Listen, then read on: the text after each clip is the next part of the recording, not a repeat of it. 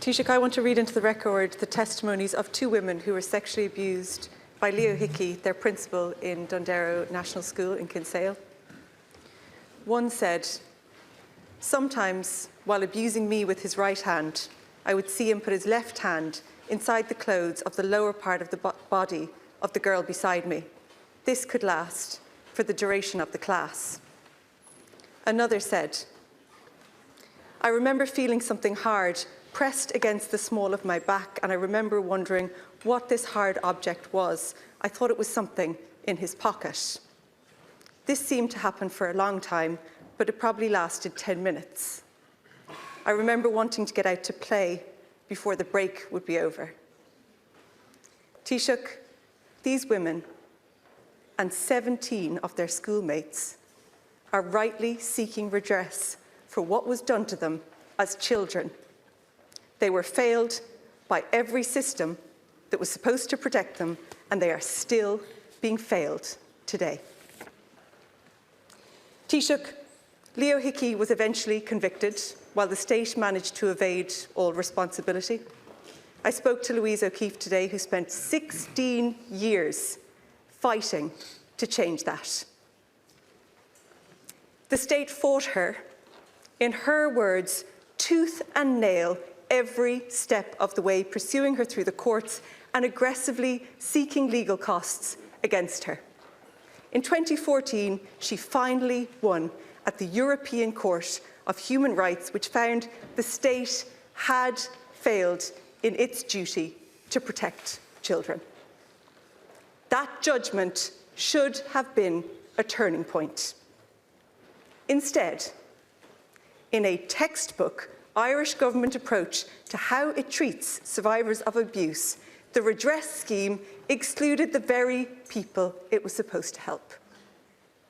Incredibly, 19 victims of Leo Hickey, women whose evidence helped secure his conviction, have been denied redress. Their testimony was good enough for the criminal court, but somehow isn't good enough for the state. It is unbelievable. Taoiseach, in 2019, you stood on this side of the House and said, "The O'Keeffe judgment demands that every child who experienced sexual abuse in a defective child protection framework in schools be compensated for that abuse." You also said that redress should not wait for the results of any commission of investigation. Survivors do not need another review, another report, or another excuse. They need a government willing to do what you called for yourself. So, Taoiseach, I have two questions. Do you recognise the ruling of the European Court of Human Rights? And if so, will you commit to providing fair redress to all survivors without arbitrary barriers? Taoiseach. First of all, thank the Deputy for again raising this issue. And as I've said, the abuse committed by Leo Hickey was horrific. It was unconscionable, and the suffering and the trauma that people went through because of him has been life-enduring, life-lasting. And you're correct, in 2019, I did advocate very strongly that the original redress scheme of 215 was far too limited. And that led to the appointment of Judge Iarla O'Neill to recommend an expansion of the ex gratia payment scheme. And that's what I've already referenced in terms of that opened it up to some degree back then, in terms of 128 people. Not all obviously were in Dunderrow, but I didn't have the identity of all of them. I actually represented one or two people myself from outside of Dunderrow who had come to me as a TD at the time, because I was not in government then, and that person would have received compensation at the time. Well, and even that is at a modest level, if I'm honest. So the legal representatives have written to the Attorney General last week, and as I said, we're going to engage in a constructive way, and I do want to see a resolution of this.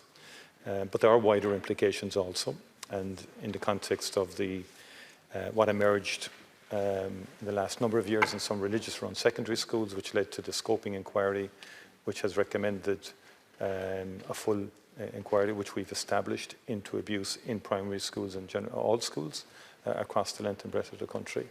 And also the issue of redress and how that would be handled. An interdepartmental group was established to deal with that, which will have far-reaching implications all round, but also in terms of accountability and responsibility.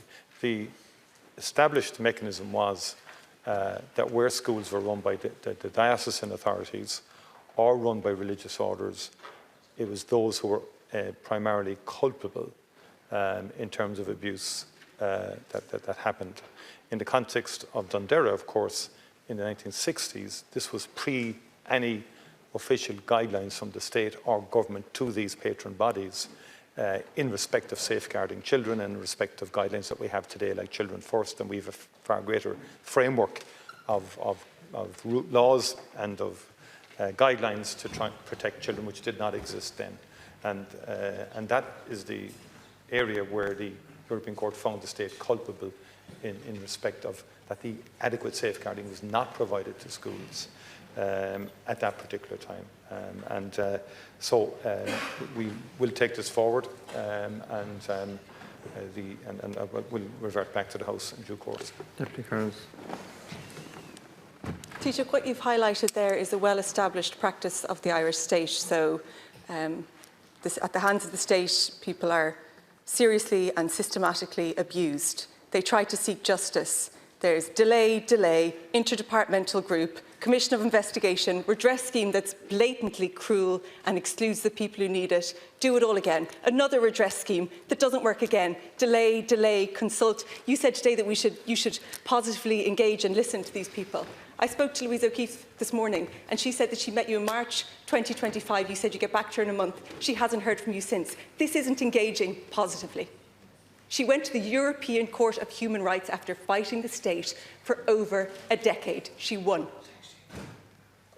18 other people were abused in the same school by the same man. Their testimony was used in the criminal court to convict him, but you won't take that as good enough to provide the redress that these people have been waiting for over a decade for. You're going to delay more. Another interdepartmental group, another redress scheme, is it? Why won't you commit to giving these people what they are entitled to now and end this despicable practice of disregarding survivors, delaying. First of all, it's not delay in respect of the mediation that has been sought by the representatives of the survivors of the abuse of Leo Hickey. And so we will engage in that mediation. Now, irrespective, and obviously there's a wider, I'm just referencing there is a wider redress issue that does have to be examined in the context of schools in general across the nation over the last number of decades. That's the point I'm making. This has been in a legal framework for quite some time as well. I have no issue with meeting with people, but government has to resolve this as well and come to conclusions in respect of it. I'm clear in terms of what we need to do specifically in terms of these survivors of this particular abuse, but there will be others as well, and there will be other schools, and there'll be need for further responses in different contexts. And that was the idea of first of all, the overall comprehensive inquiry, and then the idea of an interdepartmental group to examine how we deal with all of these issues, not just in one school or two schools, but in the generality of where abuse has taken place.